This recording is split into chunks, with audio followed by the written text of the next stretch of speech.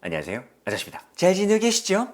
일 때문에 조금 많이 바쁘기도 했었고요. 중간중간에 멘붕이 오는 바람에 멍 때리면서 지내느라고 이제서야 인사를 드리게 되었습니다.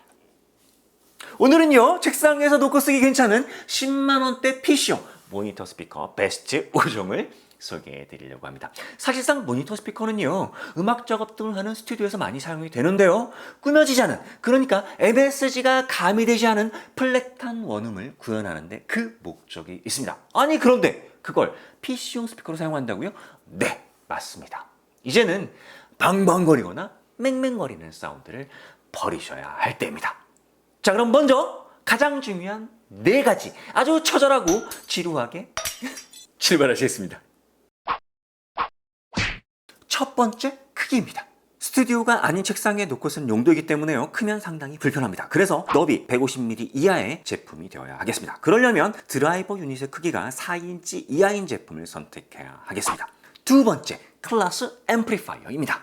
일반적으로 앰프 클래스는 종류가 많지만요, A, B, AB, C, D 등이 일반적입니다. 하지만 여러분들이 만나게 되는 액티브 모니터 스피커의 앰프는 대부분 클래스 AB고요. 많지는 않지만 클래스 D 제품도 있습니다. 클래스 AB는 바로 클래스 B 방식의 바이어스를 걸어주는 방식입니다. 이렇게 하면 클래스 B 앰프의 크로스오버 디스토션, 즉 왜곡을 없앨 수 있는데요, 바로 최적의 바이어스 자동 설정이 가능한 바이어스 회로를 구성하는 기술이 핵심이라고 볼 수 있습니다. 클래스 D는 스위칭 앰프라고도 부르는데요, 신호에 따라서 스위칭 시간을 가변해서 증폭하는 방식이 되겠습니다. 또한 클래스 A와 B와 같은 리니어 방식이 부피가 클 수밖에 없는 반면에 스위칭 방식은 구조는 복잡해도 크기를 작게 할 수 있다는 장점이 있습니다. 물론 노이즈 발생과 주파수 특성이 좋지 않다는 문제를 회피할 수 있는 회로 구성이 상당히 중요한 클래스가 되겠습니다. 세 번째, 크로스오버 프리퀀시입니다. 우리말로 하면 분할 주파수 정도로 갈 수 있겠는데요, 일반적으로 가청 주파수인 20에서 2만 헤르츠 대역을 하나의 유닛으로 구현하기는 물리적으로 어려움이 있습니다. 그렇다 보니 보통 2개 혹은 3개의 드라이버 유닛을 사용하게 되는데요, 이때 각 유닛별로 소리의 중첩이 발생하게 됩니다. 그러니까 서로 다른 유닛에서 발생되고 중첩되는 소리를 진폭과 위상 특성을 결합시켜서 평탄한 특성을 만들어야 하는데요, 바로 그 역할을 크로스오버 네트워크 필터가 하게 됩니다. 이 네트워크 필터에 따라서 스피커의 음질과 해상도 혹은 명료도가 달라지게 되는데요, 특히 명료도와 관련이 깊은 1에서 10kHz 사이에서 최적의 필터를 선택해야 합니다. 그리고 명료도에 커다란 영향을 미치는 2에서 3kHz 사이에서의 분할 주파수가 결정되는 제품이 아무래도 좋을 것 같습니다. 네 번째, 입력 단자입니다. 사실 컴퓨터와 연결해서 사용하는 제품이니까요, 3.5mm 혹은 RCA가 탑재된 제품이 좋을 것 같고요, 전면에 따로 옥스 3.5mm 단자가 있으면 더 좋을 것 같습니다. 그런데요, 모니터 스피커 그거 비싼 거 아닌가요? 물론 고가의 제품도 있습니다. 하지만요, 코지하고 아늑한 내 방 책상에 앉아서 음악과 영화 감상을 하실 목적이시라면 15만원 정도의 투자로도 충분히 누리실 수 있을 거라 생각이 됩니다. 그럼 이제 베스트 5종 출발하겠습니다.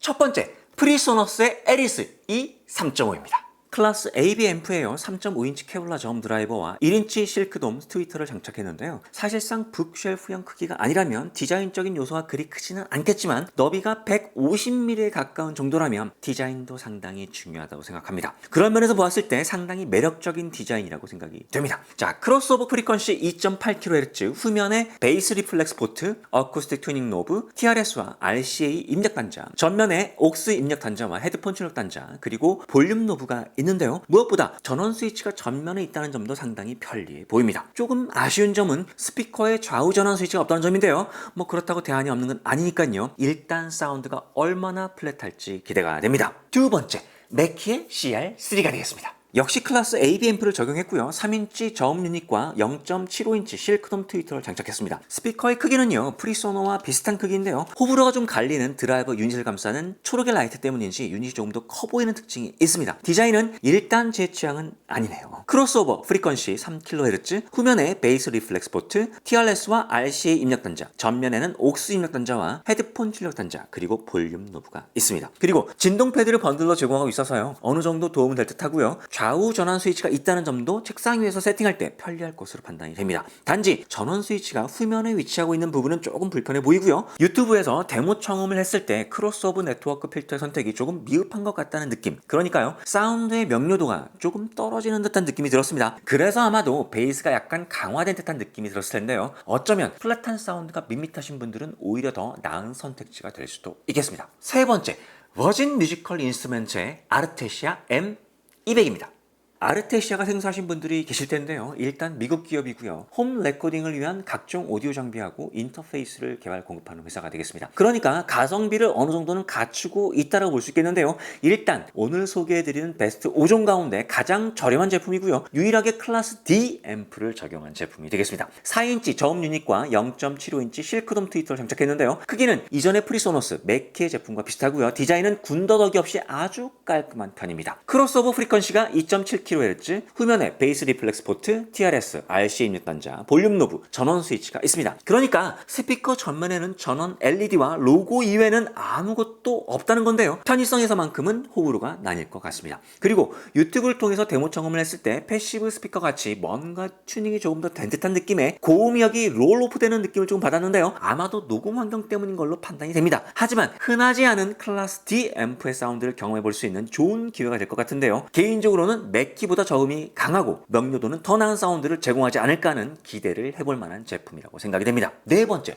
중국 기업인 에디파이어 R1280T 제품이 되겠습니다. 일단 이 제품은요, 브릿지에서 블루투스를 탑재한 제품으로 판매하고 있기도 하는데요. 오늘 소개하는 제품 가운데 유일하게 베이스 리플렉스 포트가 전면에 배치되었고요. 저음역대는 4인치 돔형 드라이버 유닛과 0.5인치 트위터를 탑재했는데요. 크기는 소개해드린 5종 가운데 가장 커다란 사이즈이고 디자인은 가장 구린, 그러니까 조금 클래식한 디자인이 되겠습니다. 역시 클래스 AB 앰프를 적용했지만 크로스오버 프리퀀시는 정보가 없고요. 후면에는 RCA 입력 단자 2개, 전원 스위치, 측면에는요 어쿠스틱 튜닝 노브와 볼륨 노브가 있습니다. 일단 어쿠스틱 튜닝 노브가 있다는 점은 장점이긴 하지만요, 입력 단자가 RCA밖에 없다는 점은 조금은 불편할 수 있을 것 같습니다. 특이한 점은 가성비 제품으로 유튜브 데모 청음이 좀 많은 편인데요, 생각보다는 상당히 플랫한 사운드를 잘 구현한 제품이라는 생각이 들긴 합니다. 하지만 명료도는 좀 떨어지는 듯한 느낌이 들었는데요, 크로스오버 네트워크 필터를 2kHz 이하에서 선택하지 않았나라는 생각이 드는 제품이 되겠습니다. 다섯 번째, 타스캄의 VL-S3 제품이 되겠습니다. 일단 이 제품은요, 클래스 앰프와 음압에 대한 정보가 없고요. 5개 제품 가운데서는 가장 작은 출력과 크기를 가진 제품이 되겠습니다. 3인치 저음역 도명 드라이버 유닛과 0.5인치 트위터를 탑재했는데요. 크로스오버 프리퀀시가 8kHz입니다. 엥? 도대체 이 3인치 드라이버 영역이 어떻게 되길래 그럼 트위터 영역은 뭐지? 라는 생각이 드는데요.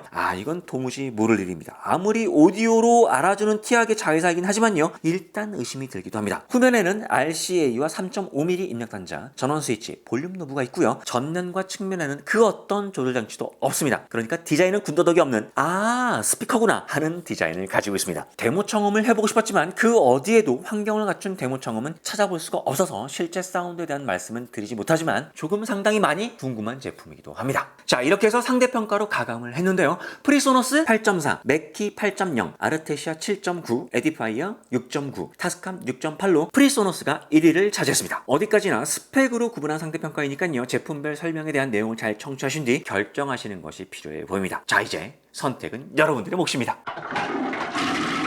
자, 이렇게 해서 오늘은요, 싹카 없는 컴퓨터에 물려쓰기 괜찮고 책상 위에 놓고 쓰기 괜찮은 크기의 10만원대 액티브 모니터 스피커를 소개해드렸는데요. 지금쯤 태평양을 건너고 있을 프리소너스의 에리스 E3.5가 아마도 다다음 주 정도면 도착이 될 것 같은데요. 정말 기대가 됩니다. 받자마자 저는 제가 쓰고 있는 크리에이티브의 기가웍스 T20와 페블 2.0과는 어떻게 다른지, 그리고 좀 많이 엉뚱하긴 하지만 거실에서 PC5로 사용을 하고 있는 캠브리지 오디오 인티앰프에 물린 캐슬의 나이트 스피커와는 어떻게 다른지 처절하게 한번 비교를 해보려고 합니다. 재밌겠죠? 저만 그러겠죠? 여튼 신경 쓰이게 걸릴만한 노이즈와 맹꽁이가 살 것 같은 맹맹거리는 사운드, 명료도가 너무 떨어져서 뭐라 말하는지 도대체 알아먹을 수가 없는 베이스만 빵빵한 소리에 지치신 분들에게 조금이라도 도움이 되었기를 바랍니다. 오늘은 여기서 인사드리고요. 저는 다음 주에도 같은 모습, 더 나은 정보로 찾아뵙도록 하겠습니다. 아저씨는 언제나 여러분들의 소망을 응원합니다. 오늘도 안전하게 화이팅 하세요. 안녕.